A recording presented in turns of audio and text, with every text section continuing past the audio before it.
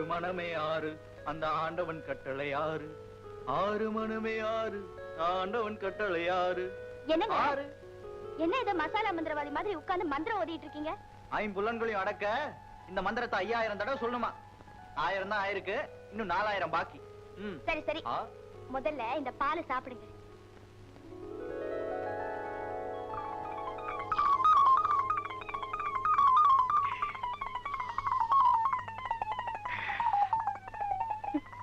என்ன இந்த ஆளு பாலை எப்படி குடிக்கிறாரு?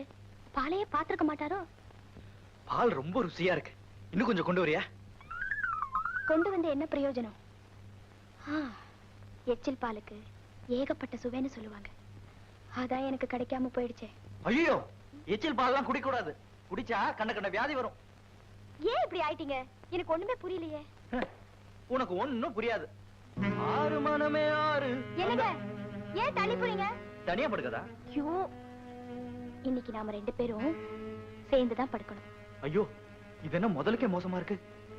முதல்ல மோசமா தான் இருக்கும், போக போகத்தான் சொர்க்கமா இருக்கும். அம்மாடி, இந்த காலத்து பொண்ணுங்களை நம்பவே கூடாதுப்பா. இன்னும் என் கீதாவை காணுமே. இதுக்குதான் கல்யாணம் ஆன உடனே பகலே சாந்தி முகூர்த்தம் வைக்கணுங்கிறது. யாரு விடுவாங்க உலகத்துல? போற போக்க பார்த்தா ஒரு ரோஜா கூட மிஞ்சாது போல. கீதா, சொன்னதெல்லாம் ஞாபகம் வச்சிருக்கல? முதல் இரவுல மாப்பிள்ளை கிட்ட எப்படி நடந்துக்கணும்னு எனக்கு எல்லாம் தெரியும் அத்தை. தெரியுமா? எப்படி? எலிமெண்டரி ஸ்கூல்ல இருந்து காலேஜ் வரைக்கும் இத பத்தி தானே பேசிக்குவோம். எனக்கே கத்து கொடுத்துருவ போல இருக்கேன். நட நட நட.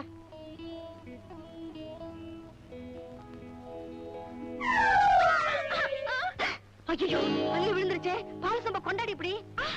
நான் கொடுக்க மாட்டேன், அத்தானுக்கு நான் தான் கொடுக்கணும். நீங்க கொடுக்கறது முறை இல்ல. அல்பா அல்பா, நான் அதுக்கு சொல்லலடி.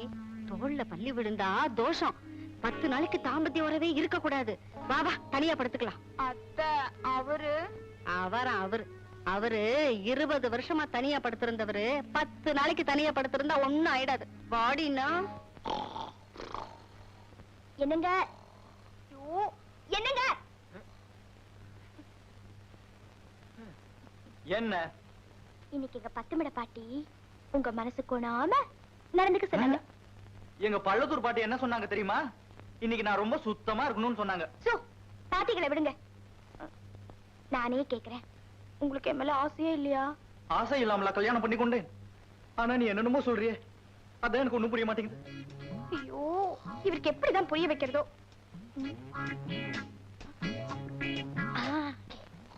என்னங்க?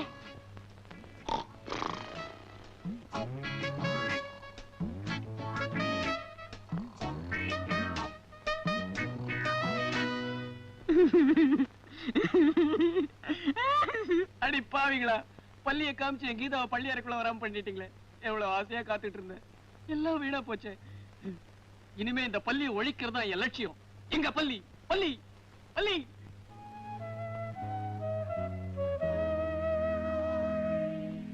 எங்கம்மா போற? அவர் காஃபி கொடுக்கணும், அதான் கிச்சனுக்கு போறேன். ஐய, விவரம் தெரியாத பொண்ணா இருக்கேம்மா. சாந்தி முகூர்த்தம் ஆயிருக்கு, குளிக்காம எதையும் தொடக்கூடாதுமா. நீங்க நினைக்கிற மாதிரி அப்படி எதுவும் நடக்கலாமா? என்னங்க பொண்ணு சொல்றத கேட்டுக்கிட்டு தாண்டி இருந்தேன். நம்ம முதல் இரவுல கூட நீ முதல்ல என்ன பார்த்து பயந்த, ஐ மீன் கூச்சப்பட்ட. சுருங்க சொல்லி விளக்கறதுக்குள்ள விடிஞ்சு போச்சு. விடிஞ்சதுக்கு அப்புறம் தானே நம்ம 2 பேருக்குள்ள கச்சா முச்சா. உங்களுக்கு எந்த நேரத்துல எதை பேசுறதுன்னே தெரியாது. நீ தாண்டி ஒண்ணும் தெரியாத பொண்ணா இருக்கிற. அவங்க ராத்திரி பூராவும் ஊர் கதை பேசிருப்பாங்க, பகல்ல உணர்ச்சி வசப்படுவாங்க. சோ இன்னிய நைட் தான் அவங்களுக்கு ஃபர்ஸ்ட் நைட். விடுங்க விடுங்க, நம்பவே முடியாது. ஏண்டி, வயசான என்ன பார்த்தா நம்ப முடியாதுன்ற? இந்த காலத்துல வயசு பசங்களை விட வயசானவங்க தான் அதிக சிலுமிஷம் பண்றாங்க. What is the meaning of சிலுமிஷம்? சிலுமிஷம்னா என்னன்னு தெரியலையே. இன்னைக்கு ராத்திரி புஸ்தகத்தை ஒரு புரட்டு புரட்டிடுறேன். அக்கா, ராஜா, என்ன ஆசீர்வாதம் பண்ணுக்கா. நல்லா இருப்பா. ஏண்டா, என் கண்ணு தெரிஞ்சு கூட உன் கல்யாணத்துக்கு வர வேணாம்னு சொல்லிட்டேன். இப்ப தனியா வந்து ஆசீர்வாதம் வாங்க வந்திருக்கே, உன் பொண்டாட்டிங்கடா. எனக்கு அவளை பார்க்கணும் போல இருக்குடா. கொஞ்ச நாள் பொறுக்கா, நீ அவளை பார்க்காமல இருந்துட போற. எல்லாம் ஒரு திட்டத்தோட தான் செய்யறேன். எப்படியோ நல்லபடியா வாழ்ந்தா சரி. இந்தா பால் சாப்பிடு.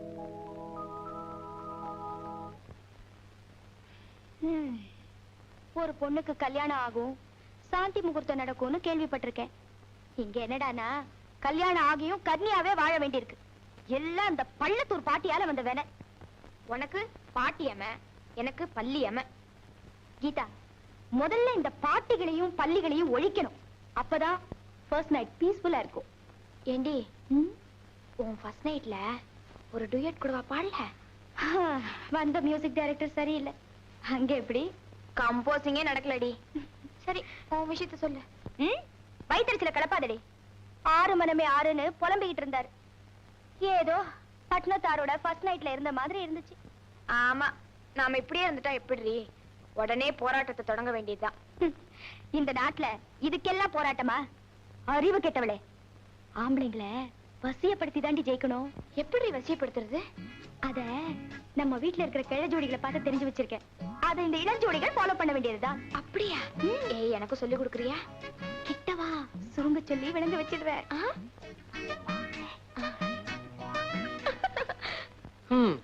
என் ஃபர்ஸ்ட் நைட்ல தான் பல்லி வந்து கெடுத்துருச்சு. உனக்கு என்னடா குறை? எல்லாம் என்னோட பழி வாங்குற திட்டத்தோட முதல் கட்டம் தான். டேய் பாவண்டா ராதா, உன்னையே உயிர்க்குறையா லவ் பண்ணி கல்யாணம் பண்ணிட்டா. அவளை நினைச்சாதான் வருத்தமா இருக்கு. நான் பழி வாங்குறது ராதாவில்ல, அவங்க அப்பாவை. உனக்கு ஃபர்ஸ்ட் நைட் நடக்கிறதுக்கும் ராதாவோட அப்பா பழி வாங்குறதுக்கு என்ன சம்பந்தம்? மகளுக்கு கல்யாணம் நடந்துட்டா மட்டும் போதாது, கண்ணி கழியலனாலும் அவங்க அப்பா அம்மா கண்ணீர் விட தான் செய்வாங்க. டேய், அவர் உங்க அக்கா வாழ்க்கையை ஸ்பாயில் பண்ணதுக்காக நீ ராதா வாழ்க்கையை ஸ்பாயில் பண்றது நியாயம் இல்ல. நாகராஜ், தயவு செஞ்சு இந்த விஷயத்துல மட்டும் நீ தலையிடாத. அவர் மனம் திருந்தி எங்க அக்காவை ஏத்துக்கிற வரைக்கும் அவரை நான் விட போறதில்லை. அதுக்கு நீ எனக்கு ஹெல்ப் பண்ணணும்.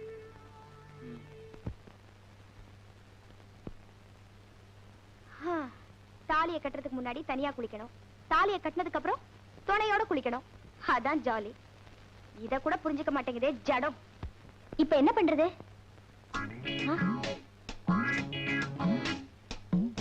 ஜடம் ஜடம், என்னங்க என்னங்க, என்ன? உங்களுக்கு ஃபாரின் சோப் கொண்டா கொண்டா. எங்க கைய நீட்டிட்டு இருக்கேன்ல. ஆமாமா, கையெடு, கதவை சாத்தணும். இப்ப என்ன பண்றது? ஷாம்பு. முயற்சி உடையார் இகழ்ச்சி அடையார். நம்ம சாமியார்ட்ட ஷாம்பு வச்சு ட்ரை பண்ண வேண்டியதா? என்னங்க என்னங்க, என்ன? இந்தாங்க ஷாம்பு. இதுவும் ஃபாரின் தான். ஷாம்பு?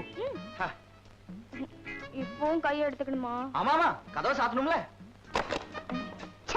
சுத்த மக்கால இருக்காரு. பொண்டாட்டி மனசை தெரிஞ்சுக்கிட்டு ஜாட மாடையா புரிஞ்சுக்கிட்டு உள்ள இழுத்துக்க வேண்டியது தானே.